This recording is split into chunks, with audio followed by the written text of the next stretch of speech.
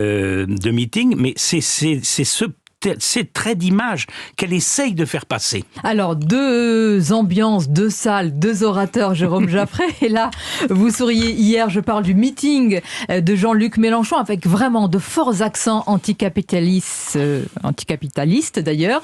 Un orateur hors pair avec des saillies qui font mouche, quel que soit d'ailleurs ce qu'on pense de ses idées.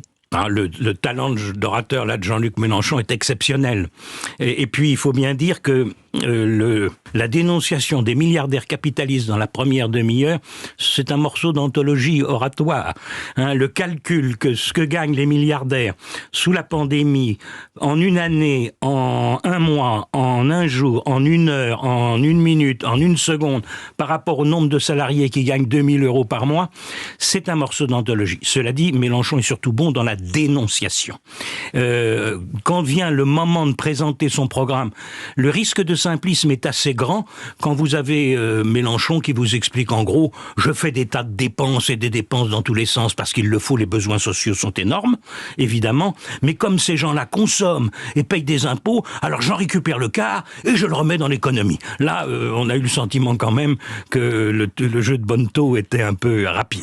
Alors les ralliements, Jérôme Jaffray, les ralliements à Emmanuel Macron ou les soutiens à Éric Zemmour, je pense notamment au sénateur Stéphane Ravier qui a annoncé hier sur notre antenne au Grand Rendez-vous son départ chez Reconquête. Et puis dans la même émission, l'ancien ministre Éric Woerth qui a durement jugé Valérie Pécresse. Ces ralliements, ils créent une dynamique politique, mais quel impact électoral surtout selon vous ? Très faible, l'impact électoral. D'abord, il faut bien dire que l'estime que l'on a pour les ralliés ne grandit pas. C'est quand même un abandon de leurs convictions, de leurs amis, de leur fidélité jusque-là. Ça n'est pas grandiose. En revanche, le jeu du ralliement, d'abord ça nous indique le sens du vent. Vers qui se rallie-t-on ? Or, on se rallie actuellement soit vers Macron, soit vers Zemmour. C'est donc l'affaiblissement organisé de Pécresse d'un côté et de Le Pen de l'autre. C'est d'ailleurs un dépeçage du Rassemblement national qui s'engage avant même l'élection présidentielle.